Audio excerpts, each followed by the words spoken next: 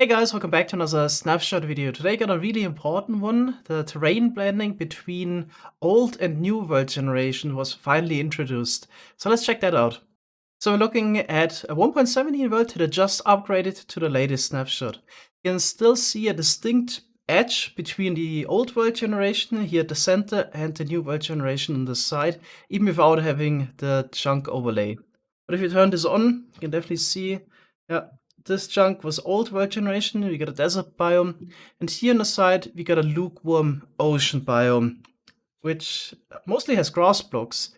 Yeah, and this is caused by the blending, which takes care of a gradual elevation change. So not like in the really old Minecraft versions when the world generation was changed that we had steep cliffs. So this is now a gradual change in elevation. So here we still have ocean biome, and here slowly rises up, so it blends smoothly with the old world generation. We got even more extreme cases. For example, over here we got a savanna biome right next to an ocean biome. So we can see here roughly the transition starts and goes all the way up until here we got the chunk border. So I already checked out roughly 20,000 blocks worth of terrain blending, and I already have to say Emerging did a pretty good job on this. Of course, there will be some edge cases, like for example, you got a ravine, the old world generation, next to the ocean biome, which is a bit unfortunate. So this wouldn't look that great, but yeah, overall, I think this works pretty well. So it's definitely a lot better than those steep drop-offs that we had in previous Minecraft versions. I think the effort to make this work is definitely worth it.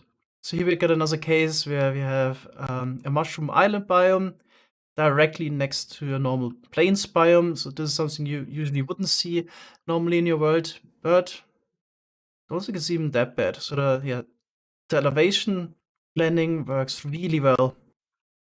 The weirdest things I've seen so far are issues with structure generation. Here we've got a pillager outpost on an island. Even weirder is a village on flying islands. So here we got a savanna village that for some reason generated in an ocean biome. I also like this one here, so we got ocean ruins above ground. In today's snapshot, world generation below Y0 is also changed.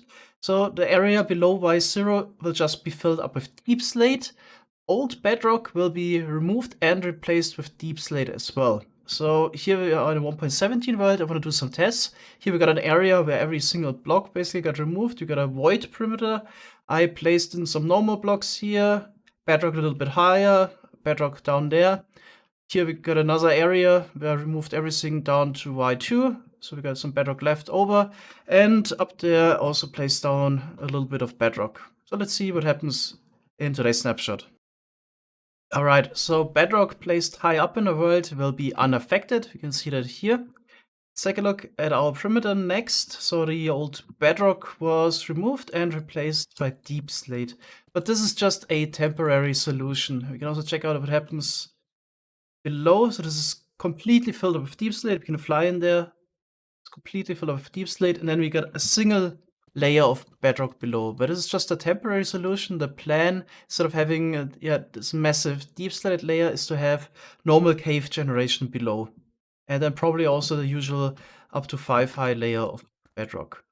Then here we got the void perimeter, so this is unaffected, no deep slate below. So this is mostly done in order to make sure that the old skyblock worlds are unaffected. Here also placed down some bedrock up to Y5. So it seems like it's important to have the bedrock at Y0. In case you just have it one block higher, it will be converted, but no deep slate will be generated below. Then here we got another layer of bedrock that was also unaffected, and just having blocks here in the void also won't affect it. So it seems like the important part that decides if there's cave generation or this snapshot deep slate generation below is really the bedrock at Y0. There was also a lot of discussion because people weren't really happy that we might get normal cave generation below our old worlds in case you spent all the effort removing all the blocks above, made a giant perimeter, and then we would have caves below where mobs could spawn. All the effort would basically be lost, and in order to make the perimeter work again, you would need to remove all the terrain once again down to bedrock. in order to get the perfect mob spawning conditions. So for a while it seemed like you might even get an option in vanilla to choose between having air below the old chunks or having normal cave generation. Seems like that option is off the table and you won't get to choose. So we will have cave generation below the old chunks unless you spend a little bit more effort and made a void perimeter. But I'm quite sure somebody will make a mod so you can convert your worlds however you like. But it probably won't be in vanilla. I want to show one more example of the blending. So we got a bit of more extreme case. We got normal plains biome right next to a snowy slopes biome that forms one of the new mountains in 1.18. And I think even in the more extreme cases, this still works pretty well. So you got a gradual decline in elevation, and this blends in relatively nicely. Of course, there's no biome blending, so we definitely get the rough transition between the cold and the moderate climber biome. Just an interesting side note, guess where we are right now? Just got a DM by Process, he told me to check out the Nether in the snapshot version. So we're actually at the top of the Nether, where used to be a layer of bedrock. Yeah, got converted into netherrack. And here we got some nylon, so depending on the biome, and also some terrain features here on top. We got mushrooms, so on, and I'm pretty sure, there we got a soul sand valley biome. We got patches of soul sand and soul soil. So maybe fly around a little bit more. I kind of want to find biome, a basalt delta biome. Kind of curious what happens there. Oh my god, yep. This is now the top of the Nether. Okay, very interesting. Let's see what happens at the bottom of the Nether. So there, of course, we also don't have any bedrock left. In case you want to upgrade your old worlds to 1.18 snapshots now that we have the blending, I can only suggest to wait a little bit longer until everything is finalized. The blending will get a little bit better, and then we also have the cave generation with all the old chunks. Yeah, it's just a bit unfortunate that we don't get to choose. Apart from the introduction of blending, there was a couple changes to the world generation. They were rather subtle.